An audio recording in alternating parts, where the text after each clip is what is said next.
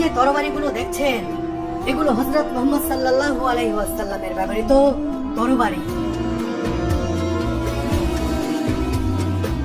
এই স্যান্ডেল, এই জুতো সহ এই দৃশ্যে যা কিছু দেখতে পাচ্ছেন সবকিছুই মহানবী সাল্লাল্লাহু আলাইহি ওয়াসাল্লামের।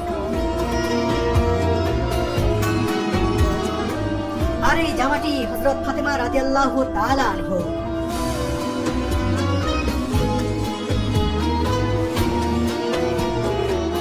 এখানেই শেষ নয়, পবিত্র কোরআন অবতীর্ণ হওয়ার সময় সূরাগুলো যেসব টুকরো কাগজে লিখে রাখা হতো সেগুলো সংরক্ষণ করা হচ্ছে এই তোপকাপি প্রাসাদ জাদুঘরে।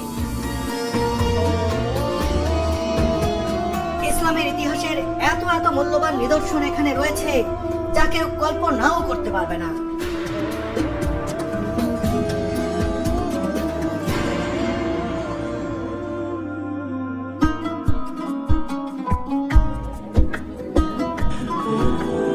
ইস্তানবুলের এই তোপকাপি প্রাসাদ শুধুমাত্র অটোমানদের সাম্রাজ্য বিস্তারের কেন্দ্র হিসেবেই নয়, এটি আধুনিক বিশ্বের অন্যতম সমৃদ্ধ একটি জাদুঘর হিসেবেও সমধিক পরিচিত।